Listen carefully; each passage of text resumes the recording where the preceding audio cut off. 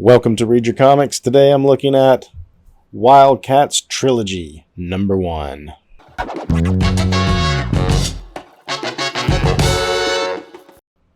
We're back with another top seller of 1993. This time it is WildCATS Trilogy #1, which came in as the number 36 selling book of the year.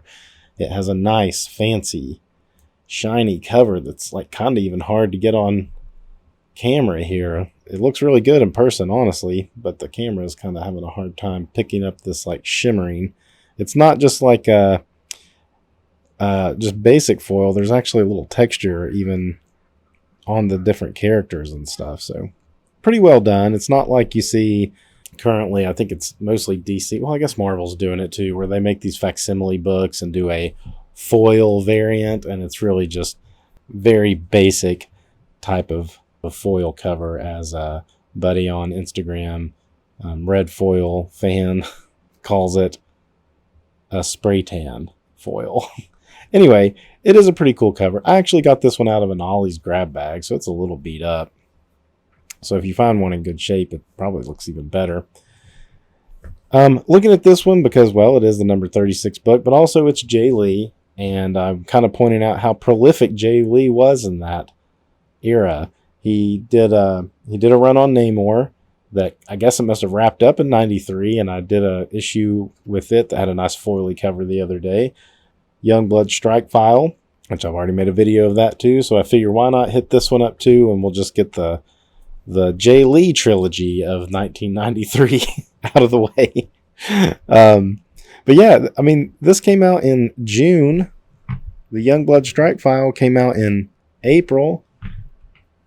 And the Namor had a April cover date as well. So, I mean, that's doing some work. Jae Lee was putting in the work. You know, I think most people, when we talk about Jae Lee, we talk about just like how unique his style was. You can identify it a mile away. There's traces of like Sienkiewicz in his work, but it's still him 100%. Even today, his art has changed quite a bit from this to what he does today.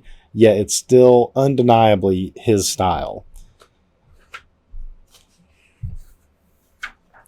Brandon Choi and David Nguyen are credited with the story. Jae Lee gets all art credit except for colors, which is Joe Chiodo. So on the Namor video I did, one of the comments that I got was that they didn't like Jae Lee because he lacked in backgrounds.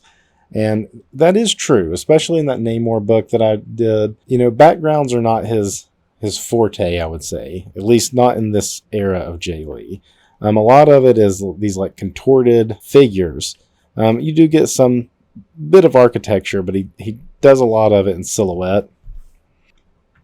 I could see, you know, being dark as a valid critique of why his art might not appeal to you. And I would say, even for me, and I liked his art back then, but the darkness of it did make it less appealing than like what was going on with a lot of other artists at the time. One thing I've noticed in looking at these books the last couple of days is he really likes drawing shirtless dudes.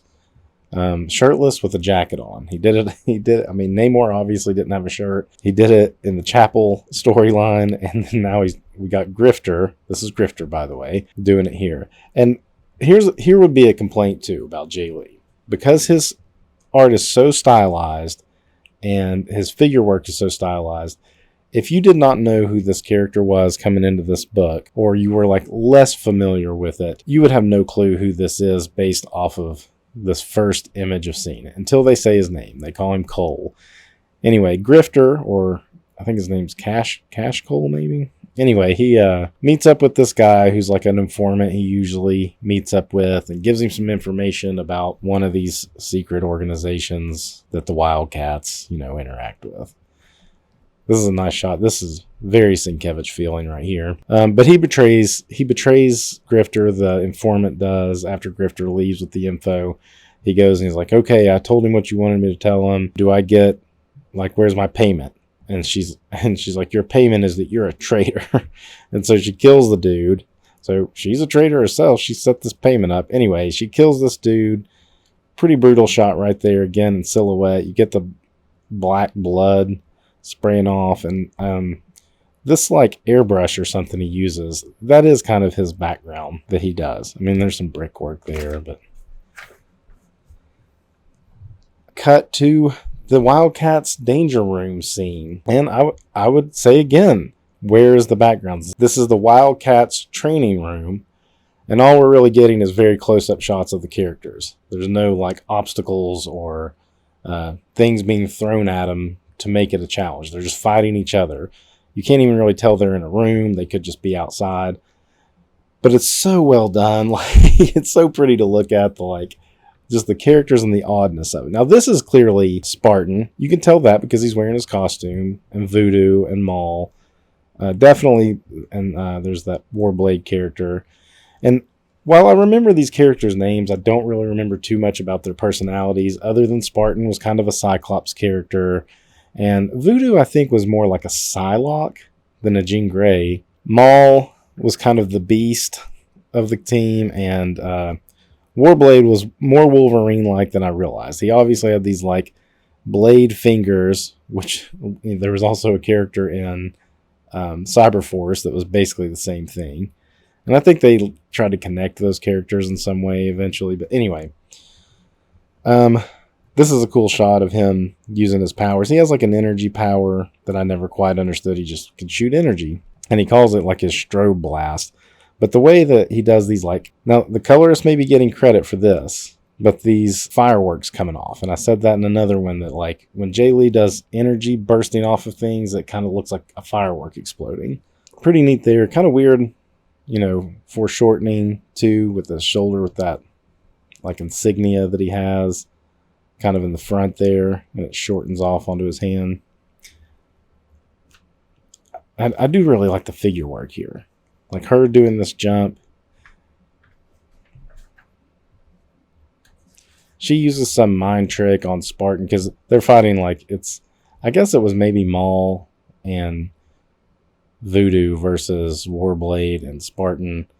And Spartan kind of had her like contained, but she uses some mind trick, and Warblade was coming in for the kill, and she uses some mind thing on him to make him change his aim and hit Warblade instead. So at that point, they're saying like the training is over, but here's where Warblade acts like Wolverine did in early issues of the All New, All Different X-Men, and you know he's mad, so he's going to come after.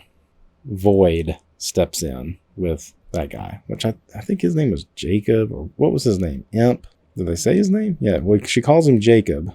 I thought he was like Lord Imp or something like that. Anyway, they come in. He's sort of like, he's the leader, kind of the Professor X-ish character, but she's the one that has like the powers to stop him. And they're like, where are Zealot and Grifter? They're off doing their own thing. We're a team. Why aren't we working together? I mean, still, I'm going to say the background complaint holds true in this one. But these faces are solid. And he always does the elongated face with the brow, with the high, maniacal looking eyebrows, no matter who the character is. Build up sexual tension here with these two characters, which was going on in the main WildCATS book that I don't remember too much about, but I remember that there was like, you know, a relationship of sorts. Cut back to Grifter, who's going to infiltrate this place that he got that information on, but he's being set up. And as he's, you know, kind of going through, this is a lot of blah blah blah. He's narrating infiltrating the place, and they're narrating watching him because they knew he was already coming. And he gets the drop on him. That's when he realizes the guy, the informant that he was working, or that he got the information from, whose name was Lonely, double-crossed him. And these are pretty awesome looking. I guess these are Daemonites. They talk about like Coda and something else, and then Daemonites. I don't remember like the full lore of the WildCATS intergalactic battle that they were in. He puts up a good fight. This is something I think Jae Lee does pretty well for the gunfire. Again, it's kind of like fireworks, and I wonder if the colorist gets like the credit for these little red squigglies coming off and coming around.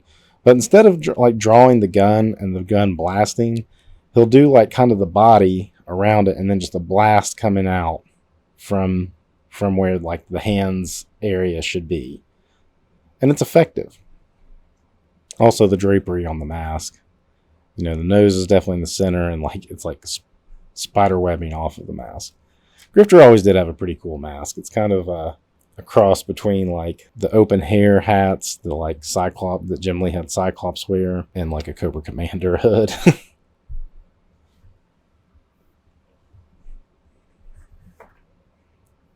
He thinks he sees that informant lonely again, but it's not him. It's a Damonite who grows real big. Kind of looks Submariner like right there, with the ponytail and everything.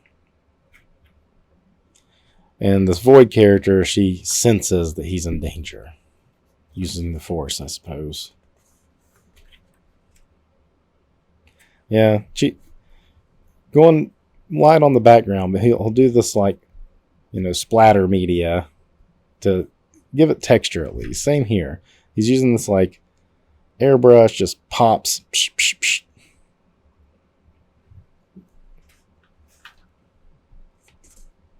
This is a cool scene of the Delphi. I don't know what this was implying. Is this Zealot? I see her. The betrayer is found. It says her name is Delphi, and she's like looking into like a scryer pool. You know, that's like I guess a Greek mythology character, but I don't know how this plays into this greater series. This is a good shot too here. At first I was looking at this thinking like, you know, Jae Lee kind of gets away with not doing feet like Liefeld and stuff do by blending it in to shadow, or doing like some kind of texture like this. And the more I looked at this, I'm like, oh, this is a fire, which is a neat way to do the fire. It's like mask is pulled down. So then they're having like a discussion that this woman, whoever she is more or less just wanting to get Zealot to come out of hiding. Well, she's not really hiding. It's just, where was Zealot? I don't know. We don't really see her unless, like I said, unless that's her. She's got the silver hair like Zealot. But they also say that this character has been staring into this pool for centuries. Anyway, that's basically what she's saying. She's like, oh, we'll get her to come out. And then once she comes out, the rest of the WildCATS will come out. Like the Cable and Coda. So whatever the Cable and Coda are. She's Coda. What does the Cable want with her? I don't know. And she says that she was trained by Zealot, that she was kind of like her apprentice at one point in this Cable, and now she's her equal, and she's mocking him because he's been trained in her ways and somewhat. And then Zealot just kind of shows up. And see, she's got the long white hair. That's why I'm like, is this character Zealot? But she doesn't have like the face markings and stuff. And like she has like a marking kind of like, and she's got just like one rectangle where she's got a circle. I don't know. I don't know what their stories are. I like this a lot though. It's like these lanky legs and arms. I don't really think it's like sexy per se. It's just, it's interesting. It's different. Like nobody else was doing. And it's setting up, there's your like cliffhanger for the next chapter of this, where they will face off. And yeah, lack of backgrounds, but we're going to do this like textury, scraping black media stuff. The drapery, I think, of Jae Lee is something that just stands out. Anyway, pretty interesting issue. I mean, there's enough story there to want to like get the next one. Computer colorist separators. Top rates paid. That shows you where the industry was at this time. They're putting an ad in the comics that if you know how to do any kind of color computer color separating, you could get paid at that time. Gen 13 starting to build up here. So we've got pinups, and they actually first appear in this book, in the Valiant crossover. Burnout. I didn't remember his name. Stormwatch 5. So it's like you're getting an ad and a pinup, an ad and a pinup. And these aren't or are they? Jeffrey Scott. Yeah, these are J. Scott when he was going by Jeffrey Scott. So interesting. Go back. I thought that was J. Scott Campbell, but then when I looked at the Jeffrey, I was like, that's not, but it is. Jeffrey Scott instead of J. Scott Campbell. He may have wanted to just go by Jeffrey Scott because there was Scott Williams and some other Scott that was on the Wildstorm book or the Stormwatch book. So maybe he wanted to join the Scott team.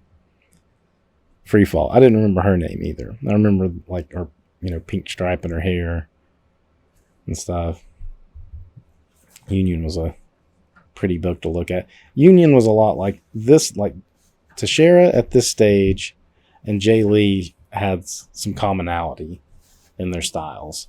Both of them were kind of dark, very stylized. Nobody was even trying to copy him. You had like the Jim Lee clones, and Silvestri to some degree was probably one of the better artists, but was actually kind of copying Jim Lee during this period. And you had Liefeld clones, but nobody was really trying to copy Jae Lee or Mar Teixeira. Anyway, cool, shiny cover. Enough of an interesting story there. Nothing that really got me super excited. I mean, I'd read this back in the day and I didn't remember any of it, so it was like reading it for the first time. Really cool Jae Lee art if you're into Jae Lee. Like I said, I found this in an Ollie's grab bag, so these should be pretty available, in dollar bins. This cover does get scuffed up pretty easily, so, depending on what you want out of this book, different ways to find it. That's all I got for this. Until next time, read your comics.